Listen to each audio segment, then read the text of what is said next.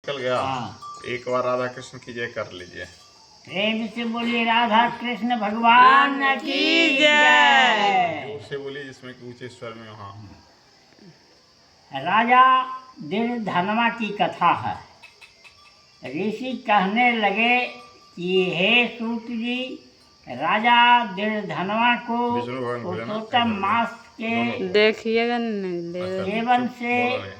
राजपुत्र पौत्र और पतिव्रता स्त्री कैसे मिली और जोगी को भी अति दुर्लभ भगवान का लोक कैसे प्राप्त हुआ,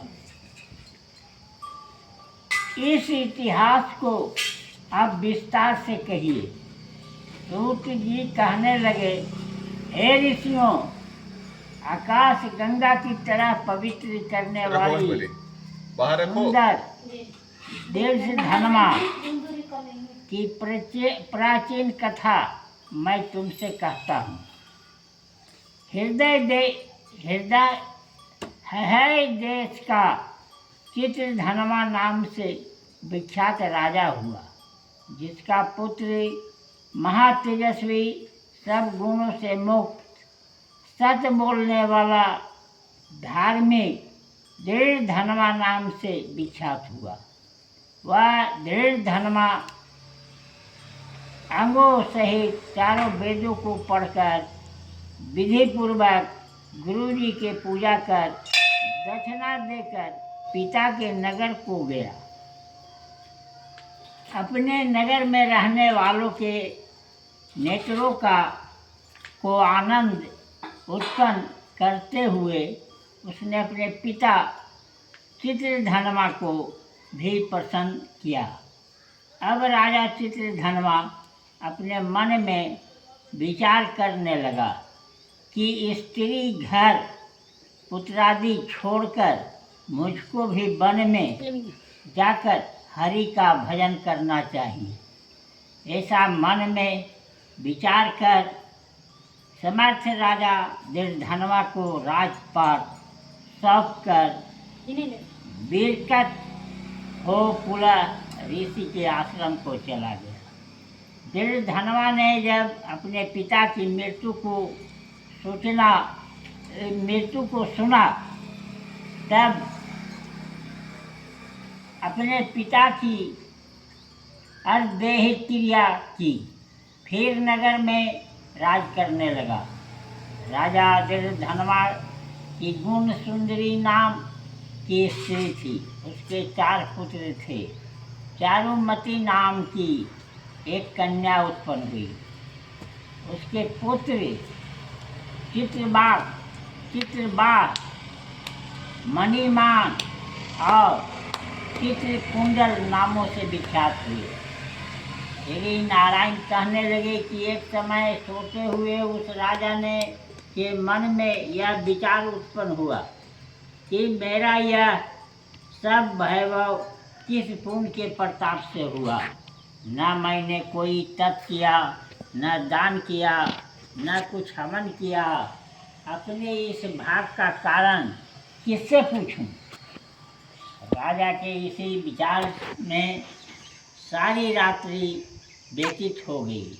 रात ब्रह्म मुहूर्त में उठकर अथाविधि स्नान कर खड़े होकर उदय होते हुए सूर्य को अर्घ्य देकर ब्राह्मणों को अनादि देकर और नमस्कार करके वह राजा घोड़े पर चढ़कर तत्काल शिकार के लिए वन में गया। वहाँ उसने शिकार किया। उसी वन में राजा दीर्घधनवा के बाण से घायल एक मृग दूसरे वन में भाग गया। घायल मृग शरीर से गिरते हुए रुधिर के निशाने से राजा दीर्घधनवा भी उसके पीछे पीछे गया, पर थोड़ी ही देर में मृग राजा की निगाह से ओझल होकर कहीं छिप गया। राजा ने प्यास से व्याकुल होकर फिरते फिरते सागर के समान एक सरोवर को देखा। वहाँ पर तत्काल जाकर उसने पानी पिया। वही उसने अत्यंत घनी छाया वाला बट का वृक्ष देखा। की जटा में घोड़े को बांधकर राजा वहाँ पर बैठ गया। वहाँ पर बानी बोलता हुआ तोता आया। राजा को अकेले बैठा हुआ देखकर वह सुख बार बार एक ही श्लोक बोलता रहा। तू पृथ्वी में अत्यंत सुख को देखकर सार वस्तु को नहीं विचारता तो कैसे पार पहुँचेगा। इससे उसके इन रहस्यपूर्ण वचनों को सुनकर राजा को यही सोच हुआ कि बार बार यह सुख ऐसे वचन क्यों कहता है। क्या यह सुखदेव जी हैं? मुझ मूढ़ को संसार सागर में डूबे हुए देखकर मुझको श्री कृष्ण का भक्त समझकर मुझ पर कृपा करके उद्धार करने को आए हैं। वह इसी विचार में था कि पीछे से उसकी सेना आ गई। वह तोता तो राजा को उपदेश देकर अंतर्ध्यान हो गया और राजा अपने नगर में सुख के वाक्य को श्रवण करता जा पहुँचा। महल में जाकर एकांत में बैठ गया। उसने भोजन छोड़ दिया।